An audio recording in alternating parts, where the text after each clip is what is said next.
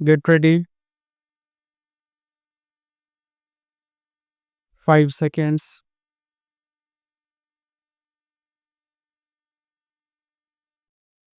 Mr.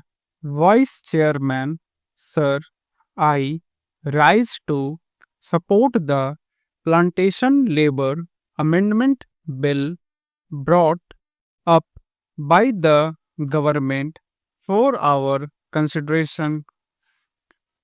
Sir, the sad plight of millions of toiling people who sweat on various plantations in the country to earn valuable foreign exchange for us is really too much to be expressed in words. These workers live and work in most inhumane and pitiable conditions. These plantations include tea, coffee, cinchona, rubber, etc. And as we know, tea alone is one of the major foreign exchange earners of our country. But, sir, it is indeed most regrettable that notwithstanding a lapse of 34 years since our independence, these workers who earn crores and crores of rupees by way of foreign exchange have to live in most miserable conditions. They live in houses that are most insecure and collapse frequently, and when these workers die as a result of these collapse, their guardians or their dependents do not get even due compensation for the loss that they have to bear. Unhygienic living in distant and far flung areas, compounded with lack of medical and educational facilities, make their life utterly miserable. These plantation workers have to live in abject poverty like slaves of their employer,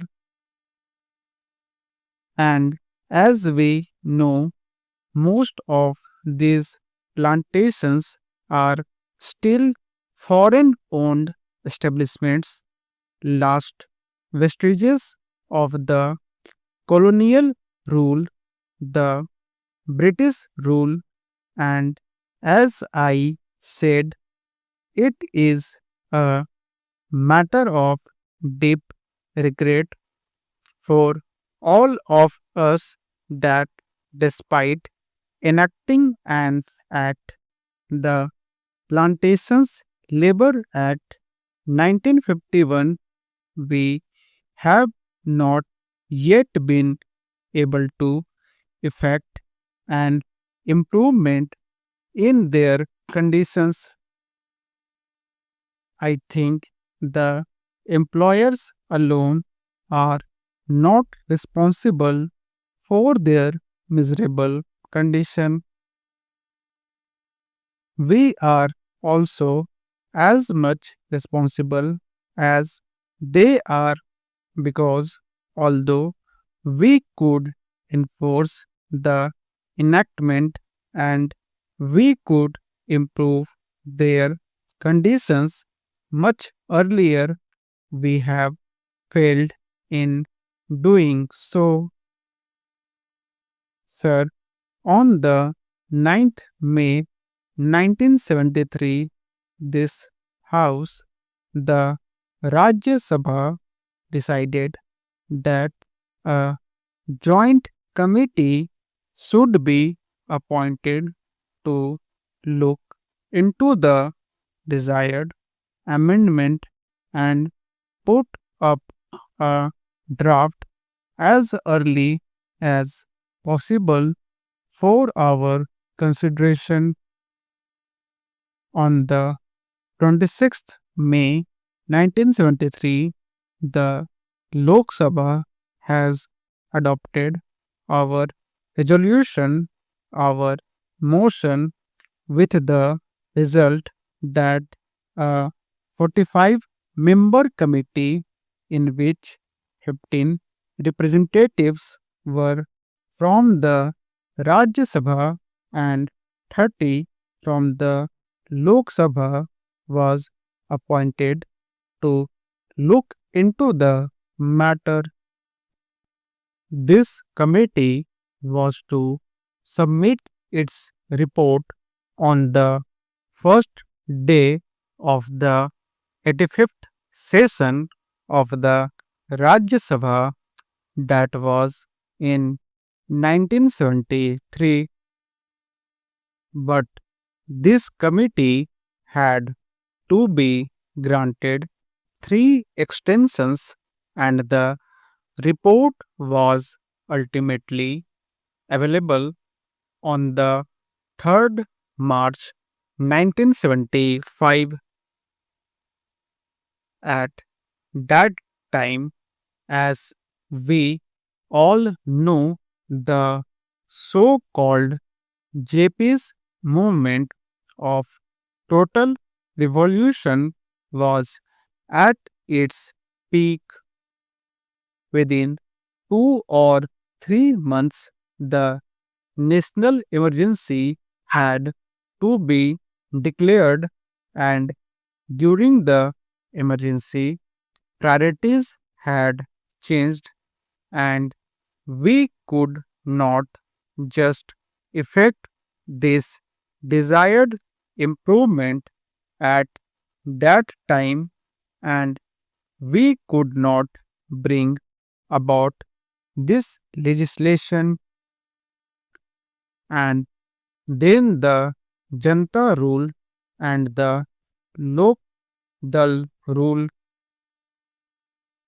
For 30 months they were in power, but they too, although they tried to pose to be the champions of the downtrodden and the workers, failed to deliver the goods, and that is why today we are going to consider the report of that committee that was presented to the government in 1975. Therefore, we are also equally responsible for not ameliorating their conditions and their plight.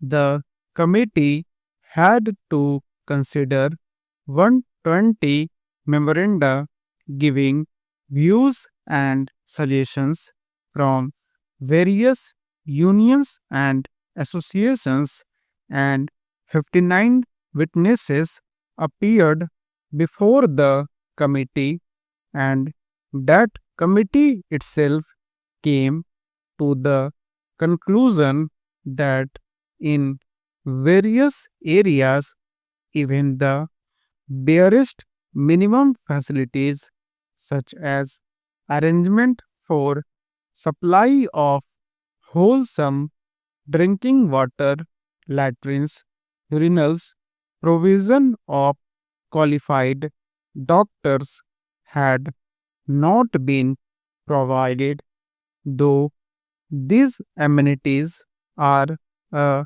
must under the Act.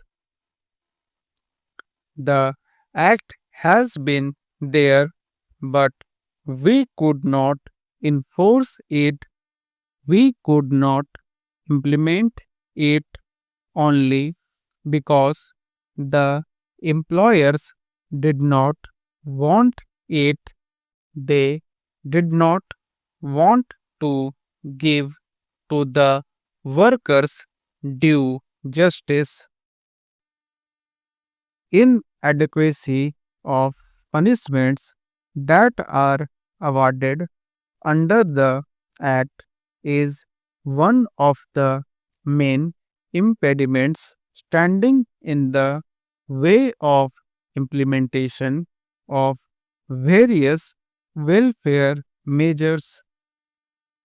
Courts generally take a lenient view of the offenses under the Act and they let off the employers who are offenders with lighter punishment, which generally amounts to a fine of rupees 100.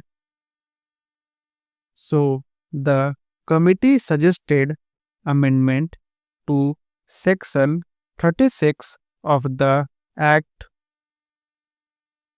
An employer is required to provide these workers living accommodation, but generally, in spite of the fact that the government gives loans and subsidies to the employers for construction of houses, progress in regard to these constructions is very poor. As I said earlier, very unhygienic and insecure houses are there where these people have to live. Even compensation to the workers in the event of house collapse is not given.